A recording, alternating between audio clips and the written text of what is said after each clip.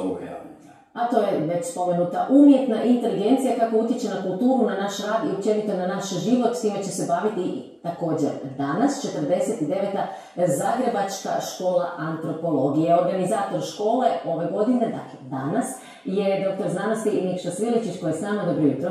Dobro jutro, hvala na pozivu. Pa evo, profesore, 49. je konferencija, vi vjerojatno niste u svih 49 sudjelovali. Nisam, ali jesam na određenom broju, ali imam uvid u sve prehlade. Mislim da zapravo dobijemo tu poveznicu. Govorili smo o umjetnoj inteligenciji koja je zapravo tema ovoga vremena sada i budućnosti. Pa kako se to uključilo u antropologiju? Pa evo prvo da možda malo demistificiramo za naše gledatelje. Dakle, šta je to antropologija? Često se koristi taj termin, ljudi zapravo ne znaju u potpunosti. Znači, antropos i logos, čovjek, antropos, logos, znanje, riječ. To je zapravo nauka, odnosno znanost o razvoju čovjeka kroz različite aspekte njegovog djelovanja. Pa ona može biti biomedicinska, može biti vizualna, dakle ima čitav niz načina na koji se ona manifestira. Mi smo ove godine zapravo shvatili subjektivitet vremena u kojem se nalazimo i napravili jedan mali otklon od inače biološke škole antropologije prema nečem što će uzeti daha u vremenu u kojem živimo, a to je AI. Umjetna inteligencija je to potpuno legitimni dio izučavanja antropološke misli. U tom kontekstu smo organizirali 4 predavača koji su iz svjetskog formata, dakle 2 ljudi dolazi iz Amerike, to su ljudi sa Columbia University, ljudi koji su stvarno vrhunski.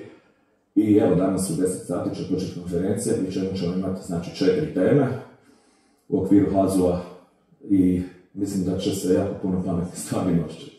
Ono što moram reći apropo ove konstatacije za 49 godina Zagrebačke škole, neke biološke sad, u ovom slučaju antropologije, zapravo garant cijele antropološke misli je akademik Pavao Rudan, koji je osoba koja je utemeljila uz Huberta Mahlera, doktora, i neke druge ljude kao što su De Wilde, Huizinga, Roberts, Jareli. Dakle, to su sve neka imena koje možda ljudima ne znači ništa, ali to je kao da vam kažem Modrić, Kovačić, Perišić u nogometu i slični u kontekstu kvalitete njihove igre. Tako da, akademik Rudan je zapravo tu, usudio bi se reći, fundament i okosnica svega. I zapravo, kad je nešto traje 49 godina, onda zaista ima neko utemeljenje, inače ne bi trebalo toliko. I ono što je posebno, učini mi se dobro u toj priči, da se prilagođava vremenu. Pa tako i sad, tema je upravo umjetna inteligencija, da bude ukorak tih suvremenih stremljenja prema nečem što antropologija treba zabilježiti.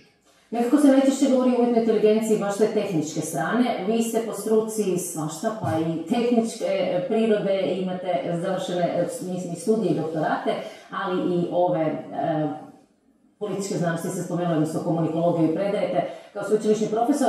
Koliko je važno zapravo znati jedno i drugo ili možda čak koliko je nama, običnim građanima, važnija ova ljudska komponenta? Dakle, da znamo kako će umjetna inteligencija utjecati na nas, na našu kulturu, na naš rad, na našu svakodnevicu na kraju krajeva. To je zapravo odlično pitanje utoliko što nekad neke stvari nisu prvo loptaške. Pa evo, sudio bi se napraviti jednu poveznicu. Znači imate primjerice arhitekta koji će osmisliti neki most koji će povezati 2 obale. On je sebi jako važan. On napravio zaista kapitalno djelo. Građevinar će to napraviti svojom znanjem. Međutim, tu priča nestaje. Jer taj most neće biti most dok se neko ne ljubi na njem. Taj most neće biti most dok neko ne opjeva neku pjesmu dok gleda zalazak sunca s tog mosta. Tek tada on ulazi u naš život, u naše, ajmo to tako reći, svakodnevne kapilare. I vrlo slična stvar se događa i s ovim što ste mi vi zapravo pitali. Znači, antropologija nije koja proučava umjetnu inteligenciju.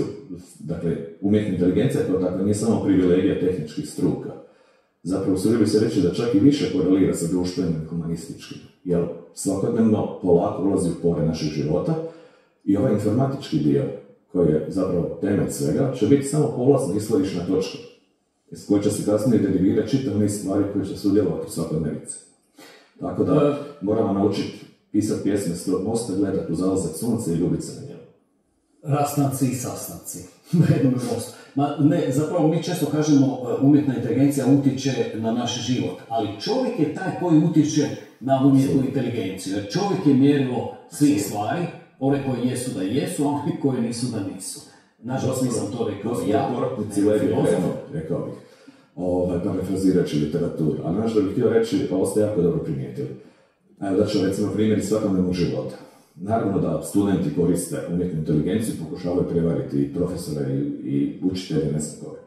Međutim, ako smijem reći kroz svoju optiku, meni treba doslovno 10 sekundi kad vidim nečiji seminarski ili diplomski da znam je li taj student to napisao ili koristio AI.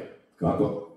Zato što sam ga observirao 6 mjeseci ili godinu dana dok je bio na mom kolegiju. Ja otprilike znam kroz seminare koje smo imali, kroz workshope, kroz stvari koje smo tijekom nastave imali, koji je realni verbalni doseg i doseg kognitivni nečiji. Ja otprilike znam da on ne može reći riječ hijerarhija dvosmjerskog komunikacijskog toka.